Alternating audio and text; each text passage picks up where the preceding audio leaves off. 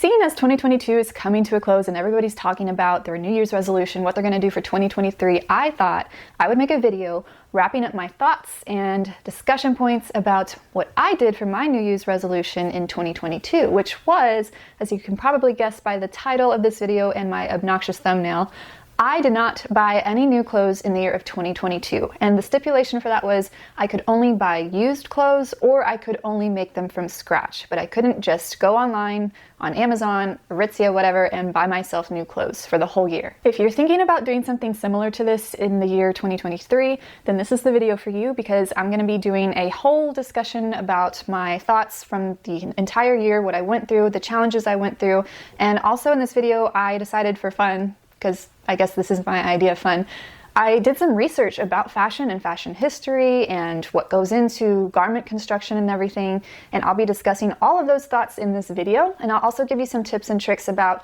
how to get through the year if you're going to do this, so how to source used clothing, what to look for, etc. If you find anything in this video educational or just entertaining, if you found any tips and tricks useful, please go ahead and like and comment and subscribe wherever you can. It tells the really picky YouTube algorithm that I'm doing a good job, and I'm trying to keep getting that data back to make sure I am putting good content on the internet. So long story short, I was extremely successful this year. I did not buy any new articles of clothing with the exception of undergarments and like those kind of clothing items, because I'm not about to make those from scratch or thrift them. And those were one item of shapewear, some socks, some underwear, and a couple of bras. That was it. That was all I bought new. Everything else I either bought used or I made from scratch. If you're curious what I made myself throughout the entire year, I'll link a playlist on the top right with all of my sewing projects. It was really fun this year to be able to really expand my skills and knowledge about especially pattern making. Sometimes you see an article of clothing and you want exactly that, and there's not a pattern. So this year I was really able to stretch my skills, develop my skills, and it was a blast, honestly. I had so much fun diving into this world I've never been in before, learning how to make sewing patterns from scratch. So if you enjoy that kind of stuff, I'll put that playlist in the top right, but this video won't really be about all that. It'll be more about some things I observed throughout the year, things that I learned about myself, things that I learned about the fashion industry when I did research for this video, which I'm gonna break down into chapters in this video. And the first chapter I'm going to discuss is the power of social media.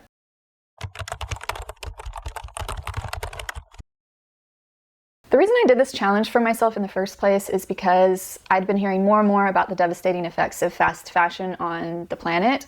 And if you spent any amount of time, like on TikTok, for example, I'm sure you've seen the Shein hauls, for example, where young girls dump literal mountains of clothes onto the floor from their orders, where they're showing off all their affordable purchases. And these egregious videos, combined with the fact that, you know, social media feeds for the average woman, I'd say average person, they are curated with a higher proportion of content that wants you to consume products, to be a consumer rather than to practice efficiency or to practice sustainability. So all these factors combined for a person like me, a very easy to influence young woman online, I was worried that just the power of social media alone would cause me to break my promise to myself for this year, for the New Year's resolution of 2022, and to buy new clothing. And boy, did I learn that that power is very strong. So reducing your consumption of clothing in the United States is just not a common thing, at least to reduce your consumption. That's not common at all. The common tactic that you see online is to overconsume and keep buying and keep buying and keep buying. The average American spends $160 about per month on clothing for themselves.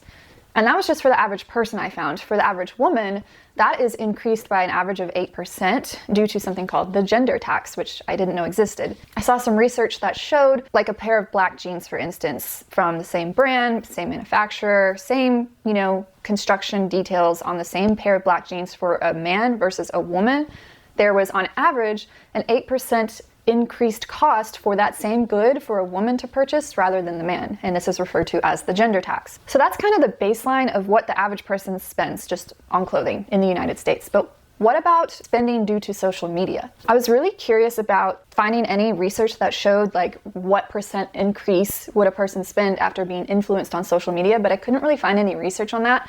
So the next best thing I could do, just out of curiosity, was I went on TikTok and I filtered for the hashtag Aritzia haul. Aritzia is a fairly popular brand in the United States, pretty well known for selling like your basics, t-shirts, slacks, jeans, nice coats, etc. So I searched for the hashtag Aritzia haul, and I filtered for results from only things that were uploaded in the past 7 days, and I clicked on the first video that was recommended to me, so the first Aritzia haul. This young woman showed off her goods that she bought from Aritzia, and I know you might be thinking that this might be a confounding variable because people are sponsored on social media, so maybe a lot of these things are gifted to people. They didn't actually spend that from being influenced or whatever. But in this video, this person claimed that she bought everything herself. What I did was I literally spent 2 hours online pausing the video on each clothing item that she showed, looked on Aritzia, found what the value was, and I summed everything. And this person in this one video, she spent over $2,000, which she claimed was clothing for one season. So let's say winter. $2,000. So just imagine that you're on TikTok a considerable amount of time, and if you're constantly being shown hauls that are worth over $2,000 from somebody that can be perceived to be just like you and me, that I believe, I don't have proof, but I believe would really influence you to spend a lot more on clothing rather than if you were to just go on Aritzia online on the website without social media being an influence there and to see what you would just spend online. So the question of, do these hauls and these kind of videos on social media, do they influence you to spend more on clothes? I don't have solid proof, but I would be willing to bet. And these hauls were just so unabating throughout my entire year doing this that it was very difficult to ignore them. So to continue on, when I was doing my research for this video, I kept coming across the concept of sufficiency versus consumption. I've heard of the term sustainability before, but not sufficiency. And I really like this concept of sufficiency, and this is attributed to the quality of just buying what you need to be sufficient and not buying any more or less. There's a lot of pressure and sanctimonious culture that can come in the sustainability space online. So for, especially considering what the United States is like right now with the economy, I looked up some stats on this for this video, and within the past couple of years, it's no surprise that rent is increasing 4 times as high as income is, and 58% of people in this country are living paycheck to paycheck. So sustainability is just not a sustainable lifestyle for the average person. Go figure. So I really like this concept of sufficiency when you're consuming goods. Buy only what you need and not any more or any less. There is really no need to own 20 pairs of athletic leggings. Or is there? I'm looking at you, Gymshark. So let me introduce you to the concept of drop culture.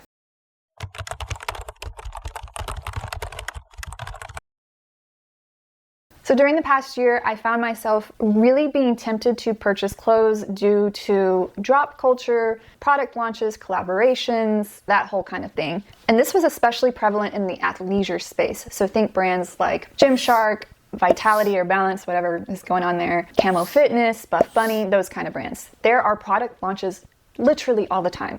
And I was really being tempted to buy new clothes because of these product launches. And that's what they're there for. They're trying to get you to buy stuff. I get it. I've really been focusing on working out this year and staying healthy, staying fit, and I cannot deny the impact that getting a brand new, cute, matching athleisure set has on my ability to stay motivated and stay consistent to go work out and go to the gym consistently. I won't deny that. It's very effective. So if you don't know what a drop is, a product launch, drop culture is this kind of new phenomenon, historically speaking, in the fashion industry. I'm talking like hundreds of years. It's very relatively new. What this is it's just a colloquial term used to describe the tactic that companies have when they produce and design a certain subset of garments, let's say 10 to 15 items, for a particular date to be launched at that time.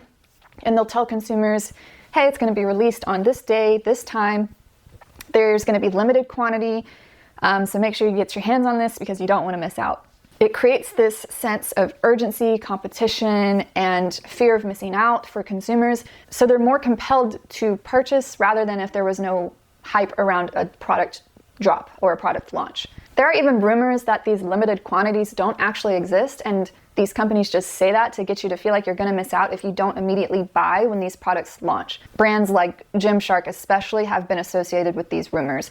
So what happens is these products are released at a specific time and they'll announce it way beforehand. So you'll find yourself at work in the empty conference room at 1:59 p.m. when the product launch drop date is at 2 p.m. and you're frantically trying to get on your laptop to make sure you're first in queue to get these perfect glute-enhancing leggings. Ask me how I know. To delve historically into these drops and drop culture and how this all started, I found, at least from what I could find online, I found that this started in the 90s with a couple of brands more specifically, both of which are Good Enough, I've actually never heard of that brand, and Supreme, which I have heard of. So these brands at the time started successfully selling out of collections of streetwear, apparel, sneakers, and skateboards. So then later on in the 90s, after that, the birth of the sneakerhead came around, especially with Nike's Air Jordan 1. Nike started doing product drops like this with limited quantities of sneakers, and people became known as sneakerheads. So then after a while of Nike doing that, they wanted to corner the ever-growing market of skateboarders and skateboarder apparel and shoes and stuff like that. So in 2002, they did their first collaboration with Supreme, and I forget the name of the sneaker, I'll put it here if I find it, but only 1,250 of the sneakers with the first collaboration between Supreme and Nike were made, and some of those to this day are evaluated at over $10,000. So that's a little bit of the history I could find of product drops and drop culture and the business of collabs. Started in the 90s, and we're seeing the trends and the effects of this today more than ever in e-commerce. The ability of these drops and product launches and collabs to really influence people to buy, to me, like, that's crazy to me because it's such a new concept. Like the ability to walk into a store, pick up a piece of ready-to-wear apparel on a rack, go to the cashier, pay for it, and walk out in less than 10 minutes. This all is such a new space in fashion history. I'm talking over the span of hundreds of years. This is a relatively new thing that we're able to do. For most of recent human history, clothing was handmade. It had to be. Just the aspect of textile production and making fabrics itself, just the fabric to make the clothes, that in itself was an arduous ordeal. It was difficult. So then if fabric was expensive, you can imagine how expensive it was to get clothes made for yourself. And usually getting clothes made for yourself was more for wealthy people. Usually people made them themselves.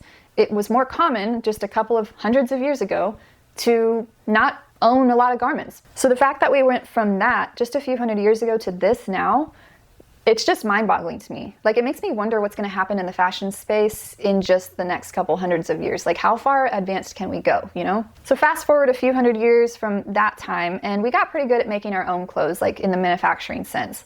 Around 1965, 98% of clothing was manufactured in the US. And at this time, you know, department stores were a new thing. It was more common in these types of stores to see product launches. They weren't really called that, but product launches as we understand it today. It was more common to see them maybe once every season, not once like every week at H&M or every 6 weeks with athleisure brands and all this hype and like, I don't know, just thinking about how we consume clothes from a couple hundred years ago to around the 1960s to today, like it's insane to me. Although ironically, at this time in the 60s, it was thought that the birth of fast fashion occurred at this time because people started producing something called paper dresses, which I've never heard about. I don't know, I just came across it when I was doing research for this video, and it literally came in a little cellophane bag, and it was made of paper, and it was literally advertised to be disposed of when you were done using it. So I guess fast fashion actually started in the 60s? Who knew?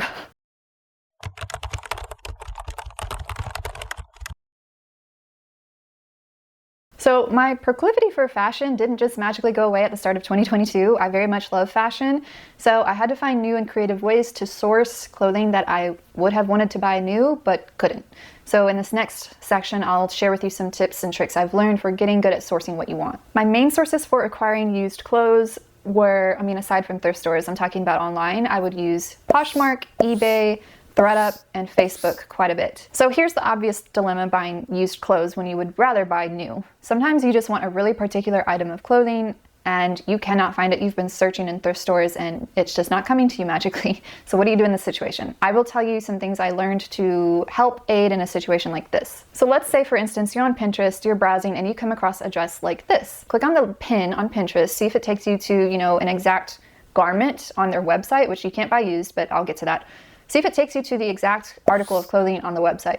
If it does, that's good. If it doesn't, try this instead. What you can do is open the image up in Google Chrome, and then you can do a reverse Google image search. So what you do is you right click on the image. I forget what it exactly says. It says like search Google for image, something like that. And what it will do is it will show you search results of this dress. Like it will either find it exactly and where it comes from, or it will search for dresses that look very identical to it, and then you have other options for what you can search. So the obvious problem here is that maybe you can find where the dress comes from, but you can't buy it new. So what do you do then? What you can do from here is you can find the exact name of the article of clothing. You know, they typically name each article something unique, like the Britney dress, whatever.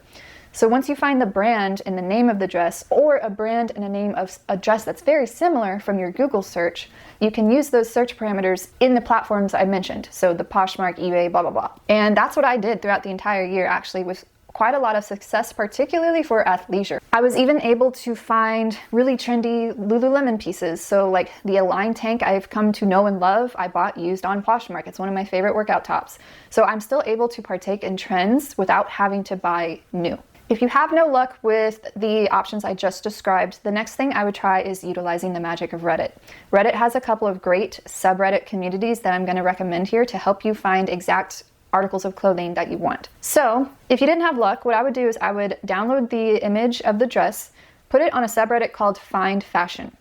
Find Fashion has worked magic I have seen before. Like, you can literally put something like, I want to find this dress that Kristen Bell wore in this commercial, and somebody will find it. They will find the manufacturer, the brand, and the name of the garment in less than a day. It's incredible. So I would start there, put the image on there, ask for help finding what it's called, who makes it, or something similar. People even do that there too. And then from there, you can do exactly what was just described. You can go on Poshmark or eBay or whatever and find that used article of clothing. So let's say you don't want to shop online for used clothes. You would rather go in person.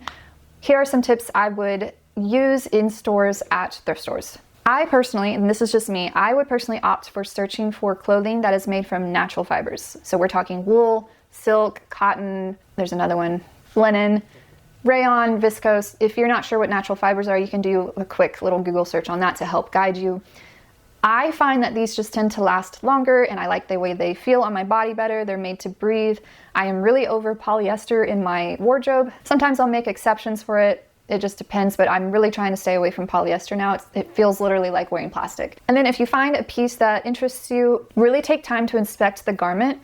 I can't tell you how many times I've come home and there's been some hole or stain or rip I wasn't aware of. So really inspect the garment along all the seams, check for the integrity of the seams. On high friction areas like cuffs and collars and hems, check if there's no rips or anything yet. I do want to add a caveat to this though. I wouldn't let some little minor pieces of damage deter you from buying something if you really love it and it's unique and you just really want to own it. So things like a missing hook and eye, or like a loose button, or very tiny holes that are concealed in an inconspicuous area, things like that. I wouldn't let it deter you because it is quite easy to repair and mend clothes. I feel like people online, on social media, whatever, they don't talk about it. Like, they treat clothes like if there's some tiny damage, you just have to throw it away. There's a lot of resources online for learning how to do men's on clothing like this. I do it all year.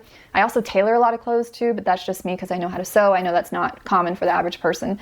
But I would just not let those things deter you, because some of those fixes are very, very easy, literally just with a needle and thread. And the advantage to all this is that instead of a shirt going in the landfill because it's missing a button, you can save it from getting tossed. There's also a small community on Reddit called Visible Mending that I really love, because it kind of takes into account these minorly damaged pieces of clothing that I mentioned that would otherwise get tossed, but they kind of repair it in a way that embraces the beauty of the repair. So we're talking like embroidery on stains or holes, sashiko stitches on worn out jeans, stuff like that. And some of the things that people come up with on that subreddit are really beautiful and unique. And again, it just helps give new life to a piece of clothing that would otherwise get tossed. And if that's not really quite your jam, there's also an equivalent opposite subreddit called Invisible Mending, where you can, again, learn tips and tricks about how to repair clothing in a concealed way. So here are my overall thoughts on the year now that we got some of those major lessons I learned from the year out of the way. I learned I shop out of boredom a lot, and it's a problem for me that I'm going to try to work on. Literally, I'll just be bored and I say, I'm going to go get some coffee and go to the thrift shop. I love doing it, but I don't need a lot of the stuff I bought. So I'm trying to check myself. I'm trying to find the balance of enjoying acquiring clothing because I like fashion, but also keeping a balance of the concept of sufficiency that we talked about earlier. And one thing I'm going to try to practice for the next year is to really ask myself some questions before I buy an article of clothing, whether or not it's used or new. So a few things I can think of off the top of my head are, do you own something similar? Have I been wanting to buy something like this for quite some time, or is this an impulse purchase? Do I have something to pair it with? Is it versatile? Is it good quality? And do I have the physical space? Things like that. I don't want to appear all pious and like you can't ever buy clothes, used or new, if your closet's full. That's not what I'm trying to get at. I think there's space for people to continue to enjoy fashion, but just in a more sustainable, sufficient way. Another thing I've come to wonder over the past year is, how can you truly know if a company is sustainable? You can go on a company's website and it will claim all over it that they're sustainable, they run on renewable energy sources, stuff like that. But how do you really know? Without revealing too much, I work full-time in a similar space to clothing manufacturing. So I deal with a lot of auditing suppliers and making sure they're up to snuff and not doing anything shady. I'll put it that way. And let me just say, at least for the industry I'm in, I can only imagine how much harder it is in the fashion space. It's one thing to know that, okay, I've looked at this company's website, they are saying the right things, they have pictures of behind the scenes, they appear to be doing the right things. That's one thing. But then you have to ask yourself, so they're acquiring sustainable fabric sources to make their garments to sell. But then you have to go one step behind that. What about the suppliers who supply them with the fabric? Where are they acquiring their materials to make the fabric? And then so on and so on. And it can trickle down to like the farms that grow the cotton to make the fabric. Where are they acquiring seeds? Are there any shady practices going on with seed production, which I don't even know what that looks like. But you just have to think about those kinds of things way, way, way down the line. We're talking traceability end to end, from like farm to clothing on a rack. And that's very, very difficult in this industry to do. Like, it's very difficult to know end to end what all the practices are and how each of those stops in that chain are operating in their business. We're talking sometimes things on the other side of the world. I mean, unless you're having somebody on your team flying over there and auditing their paperwork and auditing their practices all the time, it's really difficult to know exactly how sustainable the piece of clothing is that you bought. And I don't think everybody has to like worry about this so deeply and so nuanced with every single clothing purchase they make.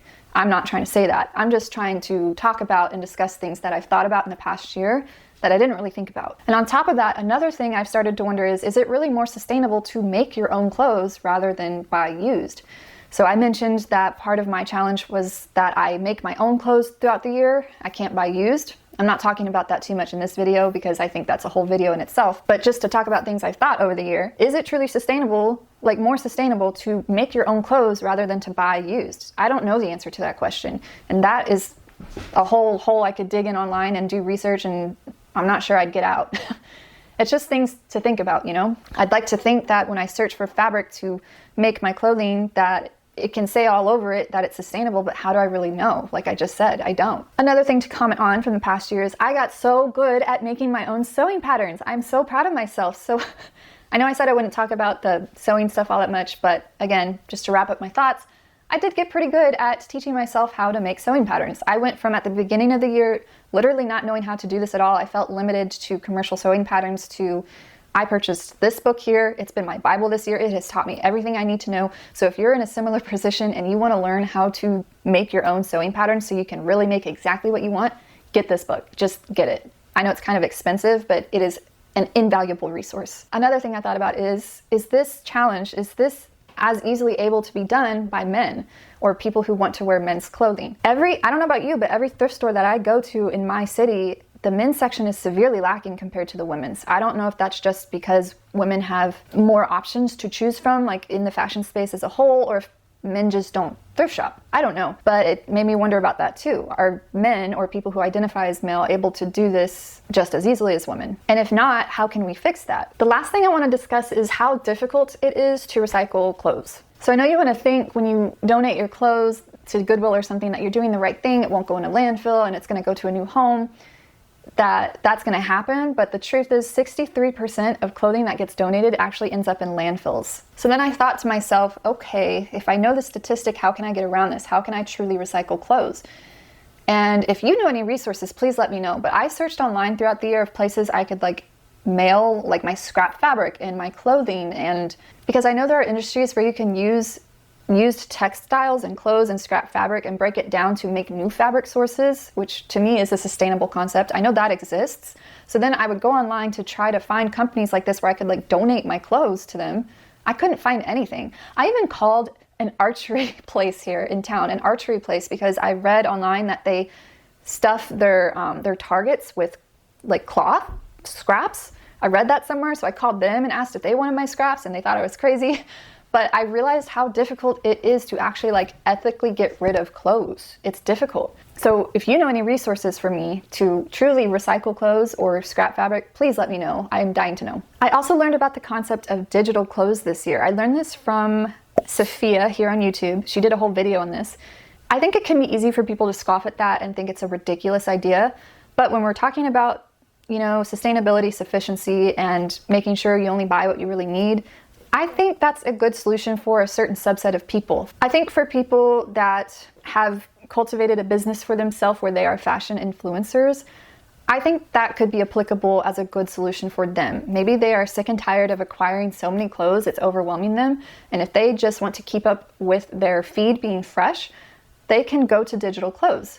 And if you're not aware what that is, it's what it sounds like. It's non-existent clothes. You can literally buy from a service, a company, you can buy clothes to be photoshopped onto you for pictures, for Instagram. Like I said, I think some people would find it ridiculous, but for that certain subset of people, I think it can be a good solution. So let's talk about what's next for me. Am I going to keep this up in 2023? Yes and no. I think what I'm going to do is I'm going to allow myself to buy new clothing only when I'm looking for a very particular item that I just cannot find. There were a couple of instances throughout the year, like I had to go to my sister's wedding and she wanted all of her sisters to wear blush pink. I think I went to 3 different thrift stores. I was on a time budget because I was traveling for work. I literally had like 3 days to look for a used blush pink dress for a wedding, and I went to several places and I ended up just buying something I didn't even really like just because I needed it. And I don't want to be in a situation again like that, so I will allow myself to buy new if I'm in a situation like that. Or if I do want to buy new, but it's not a particular piece of clothing, like I just want it, I think what I'll do is I'll keep it like in the back of my mind, or I'll literally put it in the shopping cart online and I'll leave it for a few days and see if I remember it. And if I just can't get it out of my head and I really need it, I'm going to ask myself those questions that I talked about earlier. Is it versatile? Is there something similar? Can I pair it with anything? Those kind of questions. If I find a just case for me to use it in my wardrobe, I'll buy it. And then what I'll do is I'll try to get rid of like 2x the amount of items in my closet so I don't have a bunch of stuff I don't need. I'm also going to continue to push my pattern drafting skills. I am really enjoying what I'm learning in that space, so I'm going to keep up with that as well. If you want to follow along on that journey and you're interested in that space and you want to learn about that, be sure to subscribe. And I think what else I'll do is I'll buy new for high quality basics. I'm in need of a new white t-shirt, and as I'm sure you're well aware, it's very difficult to find a high quality, opaque, not see-through white t-shirt. And I'm sorry, I'm not going to find that used. I'm just not. So I'll allow myself the space to buy new in that regard for like high quality basics that I'm going to use for a while. The one I have now I've had for, I think, like 8 years. It's about done, which that's crazy. It should last more, but it is what it is. So I'll allow myself the space to buy new clothing with like high quality basics. I'm not going to kill myself trying to find something used. But all in all, I will always be a thrifter. I love being resourceful and making new life out of things that would otherwise get thrown away.